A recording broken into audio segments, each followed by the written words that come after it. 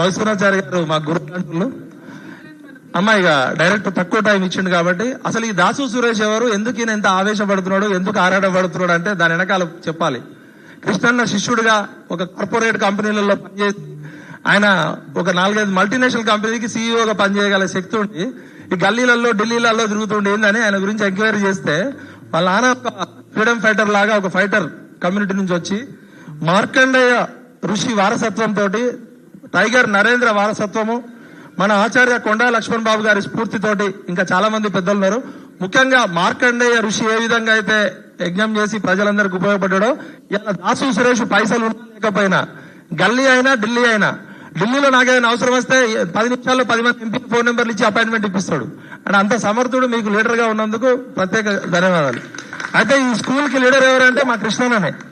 కృష్ణన్న వల్ల 64 లక్షల మంది పిల్లలు చదువుకున్నారు. బీబీసీలో ప్రపంచంలో ఎవరి వల్ల 64 లక్షల మంది పిల్లలు చదువుకోవాలి, గట్టిగా చప్పట్లు కొట్టాలి. అన్ని చాలా మంది అలాంటి నువ్వు ఎందుకు పార్టీ పెట్టలే, పార్టీ పెడితే అయిపోతుండే కదా అంటే అప్పుడున్న పరిస్థితులలో స్కాలర్షిప్లు స్కూళ్లు పోరాటమే గొప్ప పోరాటం.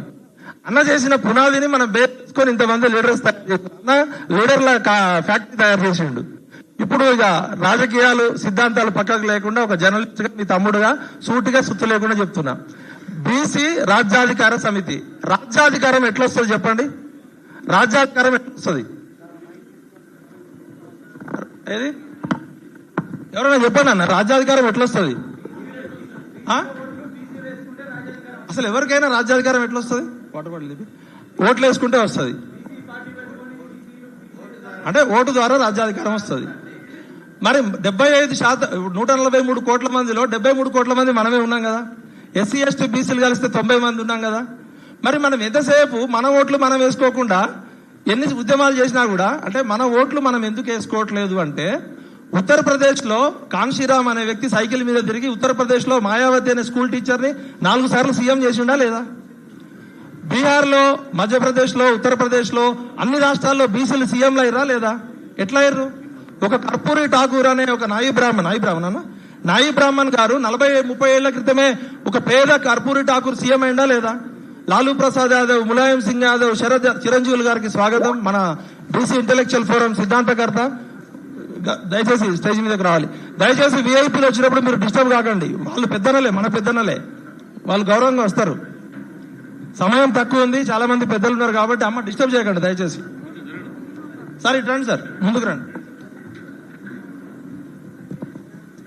అమ్మ కూర్చోండి. మీరు చాలా మంది పెద్దలు వచ్చారు, మన కుర్చీలు తక్కువ ఉన్నాయి, అసెంబ్లీలో ఎక్కువ ఉన్నాయి, అక్కడికి పోవాలి మనం, పార్లమెంట్ లో కూడా ఎక్కువ ఉన్నాయి. అమ్మ మీరు డిస్టర్బ్ చేయకండి దయచేసి, నాకు అసలే ఆవేశం ఎక్కువ, వాళ్ళ తిడతా.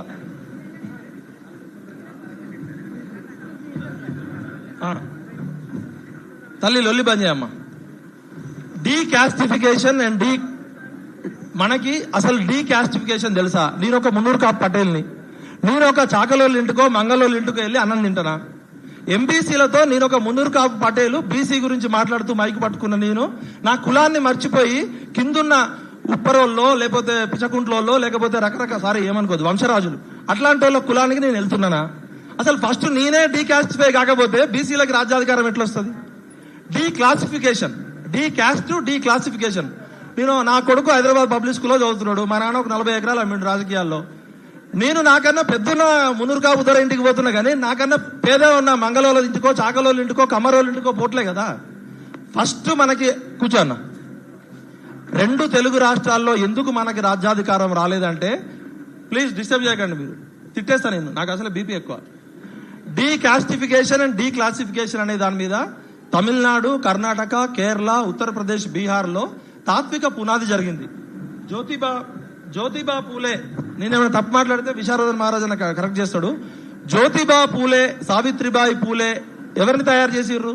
ఒక సాహు మహారాజుకి చైతన్యం ఇస్తే సాహు మహారాజ్ అంబేద్కర్ ని తయారు చేస్తే, అంబేద్కర్ స్ఫూర్తితో కాన్షీరామ్ తయారైతే, కాన్షీరామ్ స్ఫూర్తితో మాయావతి తయారైతే, ఈ స్ఫూర్తితో లోక్ ప్రకాష్ జయప్రకాష్ నారాయణ్, ఆయన పేరు ఏందన్నా లోక్ నాయక్ జయప్రకాష్ నారాయణ గారు ఒక వైశ్య, రామ్మనోహర్ లోయ వైశ్యనన్న బ్రాహ్మణ, రామ్మనోహర్ లోయ ఒక వైశ్య, ఒక బ్రాహ్మణుడు ఒక వైశ్యుడు కలిసి బీసీలు అందరికీ ఉత్తరప్రదేశ్ లో, బీహార్ లో, అన్ని రాష్ట్రాల్లో సీఎంలను తయారు చేసిరా లేదా? మరి మనకి 2 తెలుగు రాష్ట్రాల్లో వెలమ, కమ్మ, రెడ్డి. వెలమలు ఎంతమంది? 0.5%, రెడ్లు 5 to 6%, కమ్మోళ్ళు 2%. వెల్కమ్ రెడ్డి రాజ్యం. 3 కులాలు 3 కుటుంబాలు, 75 సంవత్సరాల తెలుగు ప్రజాస్వామ్యం 3 కులాల చుట్టే ఎందుకు తిరుగుతుందంటే మనకు ఒక నారాయణ గురు గాని, ఒక పెరియార్ గాని, ఒక కాన్షీరామ్ లాంటి తాత్విక పునాది పడలే. అదృష్టవశాత్తు ఇప్పుడు మాకు విశారదన్ మహారాజ్ గారి స్పీచ్ బట్టి పొలిటికల్ పవర్ రావాలంటే పొలిటికల్ ఫిలాసఫీ తెలవాలి. పొలిటికల్ ఫిలాసఫీ తెలవాలంటే చప్పట్లు కొట్టకండి దయచేసి, నేనేం గొప్పగా మాట్లాడలే, మన దరిద్రాన్ని మనం చెప్తున్నాం. పొలిటికల్ ఫిలాసఫీ తెలవాలంటే పొలిటికల్ కమ్యూనికేషన్ అర్థం కావాలి. పొలిటికల్ కమ్యూనికేషన్ తెలవాలంటే పొలిటికల్ ఎంపవర్మెంట్ తెలవాలి. పొలిటికల్ ఎంపవర్మెంట్ తెలవాలంటే పొలిటికల్ ఎకానమీ కావాలి. ఇది పోస్తే కూడా 5 రూపాయలు అవుతున్నాయి కదా, ఉట్టిగా రాదు కదా రాజ్యాధికారం. మనం బస్టాండ్ లో పోస్తే 5 రూపాయలు లేదు, వాడు పోయనియాడు. అట్లాంటిది రాజ్యాధికారం అంటే తెలంగాణ సీఎం సీటు ఎన్ని లక్షల కోట్లు తెలుసా? బడ్జెట్ 3 లక్షల కోట్లు.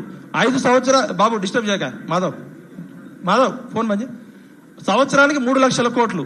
5 సంవత్సరాలంటే 15 లక్షల కోట్లు. 15 లక్షల కోట్ల సీటు రేవంత్ రెడ్డి అయినా, కేసీఆర్ అయినా, రేపు పొద్దున విఠల మున్నూరు కాపు సీఎం అయినా మీకు ఇయ్యడు. 15 లక్షల కోట్లు మజాకా ఏమన్నా? Dasu Suresh round table conference పెడతానో, కృష్ణన్న అసెంబ్లీ ముట్టడిస్తానో 15 లక్షల కోట్లు ఇస్తారా? అన్నకి రాజ్యసభ ఇస్తాడు, ఇంకో రాజ్యసభ ఇస్తాడు. సీఎం సీట్ ఎందుకు ఇయ్యారంటే మనకి సీఎం సీట్ అనే టేస్ట్ మనకు తెలియదు. వెలమోళ్ళు ఆ టేస్ట్ చూసిర్రు, రెడ్డోళ్ళు చూసిర్రు, కమ్మోళ్ళు చూసిర్రు. మనకు ఆ టేస్టే తెలియదా? మనం వాసన చూస్తున్నాం, మురుస్తున్నాం. టేస్ట్ చూస్తే కదా. ఒకసారి రంగాని ఎందుకు చంపిర్రు అని చూడాలి మనం. ఆంధ్రప్రదేశ్ లో 87లో వంగవీటి రంగాన్ని చంపారు. వంగవీటి రంగాన్ని ఎందుకు చంపిర్రా అంటే ఆయన రౌడీ అనో, ఆయన రేపు పొద్దున కర్ణమోళ్ళు రాజ్యం అయిపోయింది, బాపనోళ్ళు రాజ్యం అయిపోయింది, రెడ్డోళ్ళ రాజ్యం అయింది, కమ్మోళ్ళ రాజ్యం అయింది, వెలమోళ్ళ రాజ్యం అయింది. రాజులు కూడా వచ్చారు అప్పుడప్పుడు, మన ఆంధ్ర రాజులు ఉంటారు. పొరపాటున తమిళనాడు లాగానో, బీహార్ లాగానో, ఉత్తరప్రదేశ్ లాగానో ఒక్కసారి ఈ కాపులకి అక్కడ ఓసీలు, ఇక్కడ బీసీలు సగం సగం. మేము ఖమ్మం అటుపోతే ఓసీ, ఇటు వస్తే గోడ మీద పిల్లులం మేము. అక్కడ ఏమైంది? ఒక్కసారి కాపులకి రాజ్యాధికారం వస్తే తమిళనాడులో ఎప్పటికీ ఓసీలు భూమి ఉన్నంత కాలం రాజ్యాధికారంలోకి రాలేరు. ఇప్పుడు బీహార్లో రాలేరు, ఉత్తరప్రదేశ్లో. అట్లనే ఆంధ్ర తెలంగాణలో ఒక్కసారి వంగవీటి రంగాల అంటోడు ముఖ్యమంత్రి అయితే ఇక నాయి బ్రాహ్మణులు కూడా ముఖ్యమంత్రులు అవుతారు. 100 సంవత్సరాలు మనకి రాదని చెప్పి అందరు కలిసి నిరాహార దీక్ష చేస్తున్న ఒక ఎమ్మెల్యేని ఆయన ఇంటి ముందు చంపేసారు. అవునా కాదా? 87లో. అంటే రాజ్యం రక్తపాతాన్ని కూడా కోరుకుంటది. అడుక్కుంటే వచ్చేది కాదు అధికారం, ఆత్మగౌరవం అడుక్కుంటే వచ్చేది కాదు. ఇవాళ SC cell, ST cell, BC cell, MBC cell అన్ని రాజకీయ పార్టీలో ఉన్నాయా లేదా? ఇవాళ బీజేపీ పార్టీలో ఎస్సీ సెల్ ఉందా? మోర్చా ఉందా? బీసీ మోర్చా ఉందా? ఎంబీసీ మోర్చా ఉందా? ఎస్టీ మోర్చా ఉందా? కాంగ్రెస్ పార్టీలో ఎస్సీ సెల్ ఉందా? ఎస్టీ సెల్ ఉందా? డిస్టర్బ్ చేయకు. ఎంబీసీ సెల్ ఉందా? ఓబీసీ సెల్ ఉందా? ఈ సెల్లుల్లో వేసి మనల్ని బంధిస్తే మనం ఏమైనా జంతువులమా? కాదు, సెల్లులలో వేసి ఎందుకు బంధిస్తున్నారు 90% మందిని? మరి రెడ్డి సెల్ ఎందుకు లేదు? బ్రాహ్మణ్ సెల్ ఎందుకు లేదు? వైశ్య సెల్ ఎందుకు లేదు? సెల్లులు ఉండాలి కదా అందరికి. 90% ఉన్న మననేమో సెల్లుల్లో వేసి బంధిస్తున్నారు. మనం ఏమైనా అడవిలో జంతువులమా? జూ పార్కులో జంతువులమా ఎలక్షన్ల ముందు ఆడించడానికి? అంటే ఇక్కడే అసలు కుట్ర ఉంది. ఈ అన్ని పార్టీలు కూడా అగ్రవర్ణ మనువాద ఫిలాసఫీ బేస్ మీద ఏర్పడ్డాయి. బీసీలకి సీఎం సీట్ ఇస్తారు కానీ సీఎం కి పవర్ ఇయ్యరు. బీసీలని ప్రధానమంత్రి కూడా చేస్తారు కానీ పవర్ ఇయ్యదు. ఇవాళ బీసీలకు ఒక ఆర్ఎస్ఎస్ లాంటి తాత్విక పునాది కావాలి. కాన్షీరామ్ గారు ఏ విధంగా అయితే బ్యామ్సెఫ్ పెట్టిండో బ్యామ్సెఫ్ మోడల్లో మనం కలవాలి. బ్యామ్సెఫ్ గురించి ఎంతమందికి తెలుసు? చేతులు చెప్పండి. లేడీస్ బ్యామ్సెఫ్ గురించి ఎంతమందికి తెలుసు? కాన్షీరామ్ గారు సైకిల్ యాత్ర చేస్తున్నప్పుడు విశారదన్ మహారాజ్ అన్న కరెక్ట్ చేస్తాడు. మాయావతి గారు కలిసినప్పుడు అమ్మ ఏమవుతున్నా అంటే సివిల్స్ ప్రిపేర్ అవుతున్నా అంటే ఏం చేస్తావు అంటే టీచర్ జాబ్ చేస్తున్నా అన్నాడు. కాన్షీరామ్ లాంటి ఒక వ్యక్తి ఉద్యోగాన్ని బంద్ చేసి ఎక్కడో పంజాబ్ నుంచి వచ్చి ఉత్తరప్రదేశ్ లో బాపనోళ్ళు కూడా తుపాకీ తీసుకొని చంపేస్తారు. రణవీర్ సేన, ఠాకూర్ సేన, బీహార్, ఉత్తరప్రదేశ్ లో. మన దగ్గర ఇక్కడ బాపనోళ్ళు కోపటోళ్ళు చంపరమనని, కానీ అక్కడ ఉత్తరప్రదేశ్ లో బాపనోళ్ళు కూడా తుపాకీ తీసి సైన్యాలు ఉంటాయి. అట్లాంటి దగ్గర కాన్షీరామ్ గారు ప్రాణాలకు తెగించి ఒక టీచర్ ని 4 సార్లు ముఖ్యమంత్రి చేసిండు. అవునా కాదా? ఒక ఐఏఎస్ ప్రిపేర్ అవుతున్న మాయావతి అనే ఒక అమ్మాయిని 400 మంది ఐఏఎస్లు సెల్యూట్ చేసేటట్టు చేసిండు 4 సార్లు. అవునా కాదా? మనకొక కాన్షీరామ్ లేడు, మనకొక పెరియార్ లేడు, మనకొక నారాయణ గురు లేడు, మనకొక తత్వం లేదు. మనం ఎంతసేపు పొలిటీషియన్స్ అవుతున్నాం. పొలిటీషియన్ పవర్ ఉంటాడు. ఇవాళ విఠల్కో సీట్ ఇస్తే రేపటి నుంచి మాట్లాడడం బంద్ చేస్తాడు. సురేష్ అన్నకో రాజ్యసభ ఇస్తే ఆయన బంద్ చేస్తాడు అనుకుందాం. ఎగ్జాంపుల్ చెప్తున్నా. మనకి తత్వం ఉందనుకో, తత్వం వ్యక్తుల మీద ఆధారపడదు, తత్వం వ్యవస్థ నిర్మిస్తుంది. కాబట్టి ఇక్కడ ఉన్న పెద్దలందరికీ నేను మీ తమ్ముడుగా పాదాభివందనాలు కోరుతూ, మిమ్మల్ని తిట్టాల్సినంత తిడతా పర్సనల్ గా కలిసినప్పుడు, కానీ ఇక్కడ మిమ్మల్ని గౌరవించుకోవాలి. కాబట్టి కృష్ణన్న పార్టీ పెట్టకపోవడం చేసిన తప్పుని మనం చేద్దాం. మనం సరిచేద్దాం. ఎందుకంటే ఆయన 60 సంవత్సరాల జీవితంలో పోరాటమే సరిపోయింది. 64 లక్షల మందిని చదివిపించిండు కదా. మరి 64 లక్షల మంది 64 మంది ఎంపీలు కావాలి కదా, 64 మంది ఎమ్మెల్యేలు కావాలి కదా, పే బ్యాక్ టు సొసైటీ ఇవ్వాలి కదా. ఇంకా అన్నిటికీ కృష్ణనే లాఠీ దెబ్బలు తినాలా? ఇప్పుడు కూడా 10th క్లాస్ పిల్లల కోసం ఆయనే లాఠీ దెబ్బలు తినాలా? అందరూ అక్కడికే పోతారు. ఇంకా ఎవరు అంటే ఇక పోరాడేటోడే కాసే చెట్టుకి 60 ఏళ్ల వయసులో కూడా ఆయన ఆ పార్టీ రాజ్యసభ తీసుకున్నాడు, ఈయన ఈ పార్టీ రాజ్యసభ తీసుకున్నాడు అంటే మరి ఏం చేయాలి? ఆయన తూటా లాఠీ దెబ్బలు చచ్చిపోవాలా? ఏం చేస్తాడు ఒక మనిషి తన జీవిత కాలంలో? మనం అందరం మనకు సోయి లేనప్పుడు బీసీ అనే సోయి ఇచ్చిండు కదా. ఆయన మీద ఒక డాక్యుమెంటరీ చేయాల్సిన బాధ్యత ఉంది కదా. ఆయన చరిత్రను మనం నేర్చుకోవాలి కదా. విమర్శించడం ఈజీ, మోసేటోడికి తెలుస్తుంది బరువు. ఇవాళ దాసు సురేష్ అనే వ్యక్తి కార్పొరేట్ కంపెనీలో 5 లక్షల జీతం వదిలిపెట్టి పిచ్చోడిలాగా తిరుగుతున్నాడు మీ అందరి కోసం. ఢిల్లీలో తిండి తినకుండా తిరుగుతున్నాడు. ఏ నాయకుడు సపోర్ట్ చేయలే. నాకు తెలుసు ఆయన వెనకాల ఎన్ని కన్నీళ్లు ఉన్నాయో, ఆయన ఎన్ని ఆస్తులు అమ్మిండో, ఎన్ని అప్పులు ఉన్నాయో నాకు తెలుసు. సంస్థను నడపడం అంత ఈజీ కాదు, విమర్శించడం ఈజీ. ఇవాళ బీజేపీ పార్టీ బీసీ లెక్కలు చేయమని డైరెక్ట్ చెప్పేసింది. వాళ్ళ సిద్ధాంత పరంగా మేము బీసీ లెక్కలు చేయడానికి వ్యతిరేకమని సుప్రీంకోర్టులో అఫిడవిట్ ఇచ్చింది. వాళ్ళని తిట్టి మనకేం లాభం? వాళ్ళు సిద్ధాంతపరంగా ఇప్పటికే మతాల పేరు మీద భారతదేశం విడిపోతుంది, మేము ఈ కులగణన చేస్తే భారతదేశం ఇంకా ముక్క చెక్కలు అయిపోద్దని చెప్పి సుప్రీంకోర్టుకి అఫిడవిట్ ఇచ్చారు. వాళ్ళు ఓపెన్ గా ఉన్నారు. మనం ఏదో వాళ్ళని తిడుతున్నాం. కాంగ్రెస్ పార్టీ ఏం చేసింది? 42% ఇస్తామని చెప్పింది అసెంబ్లీలో. ఫస్ట్ రేవంత్ రెడ్డి గారికి ఒక చప్పట్లు కొట్టాలి గట్టిగా. ఎందుకంటే ఆయన 42% ఇచ్చిండు కదా. ఈ లొల్లంతా బీసీ లొల్లి కావడానికి క్యాస్ట్ సెన్సస్ చేసినందుకు చప్పట్లు కొట్టాలి. దెబ్బలు ఎప్పుడు కొట్టాలంటే ఇప్పుడు కొట్టాలి.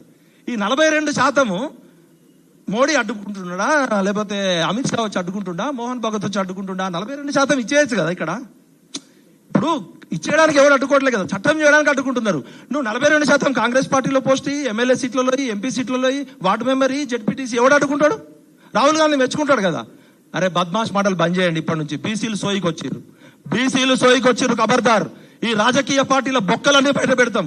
అది రేవంత్ రెడ్డి అయినా, రాహుల్ గాంధీ అయినా, మోడీ అయినా, దేవుడైనా సరే. ఈ దేశంలో 75 కోట్ల బీసీల జనాభా లెక్కలు లేవంటే ఇది ఏమి నాగరిక దేశం? అడవిలో ఉన్న పందుల లెక్క ఉంది, ఖమ్మం జిల్లా ఉన్న అడవుల టేకు చెట్ల లెక్క ఉంది. 75 సంవత్సరాల తర్వాత బీసీలు మా లెక్క దేశం అడుక్కోవాలంటే ఇది నాగరిక దేశమా? ఈ దేశం గురించి ప్రపంచం ఏమనుకుంటది? 75% జనాభా లెక్కలు లేకపోతే ఏ విధంగా మీరు పబ్లిక్ పాలసీ తయారు చేస్తారు? అది కాంగ్రెస్ కావచ్చు, బీజేపీ కావచ్చు, టీఆర్ఎస్ కావచ్చు.